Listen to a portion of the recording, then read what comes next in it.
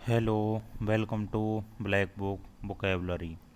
दोस्तों, इस वीडियो में हम जो ब्लैक बुक की जो 200 मोस्ट रिपीटेड जो इडियम्स हैं जो एसएससी एग्जाम्स में आई हैं वो हम इस वीडियो में पढ़ेंगे। तो शुरू करते हैं हम एक से। तो यहाँ आपको लिखा हुआ है black book of vocabulary 200 most repeated idioms. तो ये हमेशा रिपीट होती रहती हैं, जैसे कि ये पहली है 10 बार आई है, तो ये आपको याद होनी होनी चाहिए ये तो शुरू करते हैं हम। एक, ए रेड लेटर डे। तो ये क्या होता है? एक रेड लेटर डे ये होता है important day. An important day, a day that is pleasantly note worthy और मेमोरेबल होता है। हैप्पी सिग्निफिकेंट डे होता है ए वेरी स्पेशल डे, इसको बोलते हैं ए रेड लेटर डे। हिंदी में बोलें तो एक महत्वपूर्ण दिन।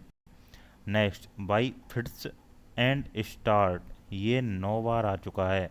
तो इसका मतलब होता है बाई फिट एंड स्टार्ट का अनियमित रूप से होता है, इसको बोलते हैं आप अनस्टेडी, और इरेगुलर वे में जो होता है उसको बोलते हैं हम बाई फिट्स एंड स्टार्ट। तीसरा हम देखते हैं फेस द म्यूजिक। तो कोई म्यूजिक है उसको फेस कर रहे हैं, तो इसका मतलब है या तो पनिश होना, या फिर गेट रिप्रीमांड, या फिर स्कॉल। रिप्रीमांड का मतलब होता है फटकार सुनना, पनिश होना, टू बियर द कॉन्सिक्वेंसेस, मतलब किए का परिणाम भुगतना। नेक्स्ट है to smell a rat. Rat यानी चूहा जो होता है उसकी स्मेल आ रही है। 9 है ये। चूहा का सेंस होता है किसी सस्पेक्ट या ट्रिक या धोखे के रूप में।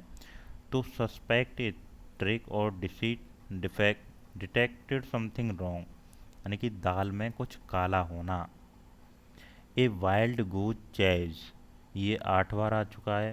तो इसका मतलब होता है जो निरर्थक प्रयास या फिर फ्रूटलेस सर्च जो होती है उसको बोलते हैं हम a wild goose chase. By leaps and bound, by leaps and bound, तो इसका मतलब होता है वेरी क्विकली या फिर रैपिडली। रैपिडली का मतलब वेरी क्विकली। नेक्स्ट हम आगे बढ़ते हैं 7, ए बोल्ट फ्रॉम द ब्लू, यानी कि bolt from the blue, blue माने स्काई से बोल्ट आ रहे हैं, तो इसका मतलब क्या होता है? कोई ऐसी आकस्मिक घटना जो क्लैमिटी का कारण बने, अनप्लीजेंट हो या सरप्राइज हो। समथिंग अनएक्सपेक्टेड एंड अनप्लीजेंट, एक complete surprise is sudden calamity and unexpected disaster. Next है blow own, blow one's own drum, ये 7 बार आ चुका है। तो इसका मतलब है खुद की सेकी बगाड़ना, अपने मियाँ में मिट्ठू बनना, खुद के बारे में ही बातें करने लगा रहना एक तरह से। कुछ लोग होते हैं जो खुद की बोलते रहते हैं दूसरों के सामने। Praise oneself, to boast about their achievement. Next है बरी द हेजेड। तो इसका मतलब होता है जो दुश्मनी होता है उसको जला दिया, एक तरह से बरी कर दिया हेजेड को। तो इसका मतलब है झगड़ा खत्म करना, to make peace, forget past quarrel, जो पुराने जो झगड़े हैं उनको भूल जाना। कॉक एंड बॉल स्टोरी, तो इसका मतलब होता है an implausible story use an explanation excuse, absurd story. Next, feather one's own nest, ये 7 बार आ चुका है। तो इसका मतलब है जैसे एक तरह से मतलब डिसऑनेस्ट वे में, या फिर कोई ट्रिक वगैरह से प्रॉफिट करना, जैसे make money in improper way, to profit in a dishonest way, promote their interest, मतलब कहने का मतलब बेईमानी करके धन कमाना। To have the gift of the gab, gab होता है एक तरह से भाषण, यानी अच्छा टैलेंटेड, जो अच्छा वक्ता हो, अच्छे भाषण देता हो, टैलेंट हो उसको स्पीकिंग का, स्पीक वेरी वेल, इलोक्वेंट, चतुराई से बोलने वाला। नेक्स्ट हम आगे चलते हैं। To turn a deaf ear, deaf माने होता है बहरा, और ईयर माने होता है कान। तो मतलब वो कोई किसी बात पे ध्यान नहीं दे रहा किसी की पे, तो एक तरह से ये क्या होगा, रिफ्यूज ओबे होता है, यानी कि कान पे जुआ तक नहीं रेंग रही उसकी, अनसुनी कर रहा है वो, नेगलेक्ट कर रहा है उसको, अवॉइड कर रहा है एक तरह से। नेक्स्ट है ए स्टोन थ्रो अवे, ये 6 बार आ चुका है। मतलब इतनी सी दूरी है कि पत्थर ही फेंक रहा है वो, तो एट ए शॉर्ट डिस्टेंस, तो वो छोटी दूरी थी हुई एक तरह से, बहुत ही कम distance. At the 11th over, घड़ी में 12 घंटे होते हैं, 11th ओवर हो चुका है, 1 घंटा बाकी है, मतलब लास्ट का मूवमेंट है एकदम, at the very last movement, आखिरी मौके पर। Break the ice, ice break कर दी, तो कहने का मतलब कन्वर्सेशन स्टार्ट कर दिया, पहले बोलना शुरू कर दिया, चुप्पी तोड़ ली या फिर बातचीत शुरू कर ली इस तरह से। नेक्स्ट है इन ए नट सेल, ये 6 बार आ चुका है। इन ए नट सेल, नट सेल इसका होगा ब्रीफ में कोई बात कहना, यानी कि संक्षेप में, brief and consciously express very briefly. Next है टू ईट ए हम्बल पाई, ये 6 बार आ चुका है।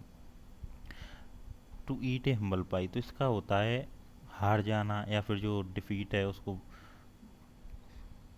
स्वीकार कर लेना एक तरह से, सफ़र इमुलेशन हार टू यील्ड। नेक्स्ट हम आगे बढ़ते हैं 19, टू एंड इन स्मोक, तो जो स्मोक करते हैं उसके बाद सिगरेट वगैरह जो आपकी जल जाती है, बचता क्या है, कुछ नहीं राख, तो कोई परिणाम ना निकलना। To smoke and to end in smoke मतलब to come to nothing and without a particle result और प्रॉफिट। नेक्स्ट है आपका to flog a dead horse, to flog a dead horse को वो फ्लॉग कर रहा है, तो कहने का मतलब कोई ऐसी स्थिति है जिसमें वो जान फूकने की कोशिश कर रहा है। To attempt to do impossible, waste energy on a unalterable situation, मतलब अपनी एनर्जी व्यर्थ कर रहा है वो एक तरह से।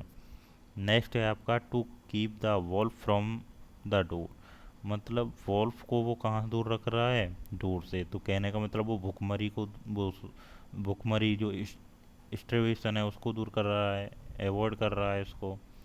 नेक्स्ट है आपका to read between the lines, मतलब लाइन के बीच से पढ़ रहा है, तो कहने का मतलब क्या हुआ, वो हिडन मीनिंग को समझने की कोशिश कर रहा है एक तरह से, तभी तो वो लाइनों के बीच से पूरी ध्यान से पढ़ रहा है, मतलब उसका पूरा अर्थ निकालने की कोशिश कर रहा है, पूरे जो उसका हिडन मीनिंग है उसको अंडरस्टैंड करने की कोशिश कर रहा है एक तरह से। नेक्स्ट है to take to risk, to take to task, ये 6 बार आ चुका है, मतलब टास्क के लिए, तो इसका मतलब पनिश या उसको फटकार रहा है, स्कोल्ड कर रहा है, गेट एन ऑफिशियल रिप्रिमांड, बुरी तरह से फटकार रहा है। अंडर ए क्लाउड, बादलों के नीचे, अंडर ए क्लाउड कहने का मतलब कोई ऐसी परिस्थिति है शक के दायरे में, अंडर सस्पिशन या फिर in disgrace. A bone of contention, मतलब बोन हड्डी है, कंटेंशन झगड़े की, case of dispute, case of quarrel, मतलब झगड़े की जड़ है कहने का मतलब।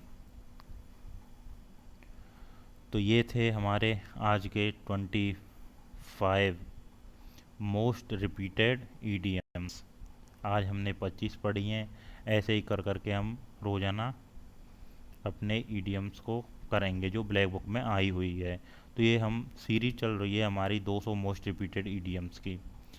तो नेक्स्ट हम मिलते हैं नेक्स्ट वीडियो में। Thank you, take care, bye bye, see you again.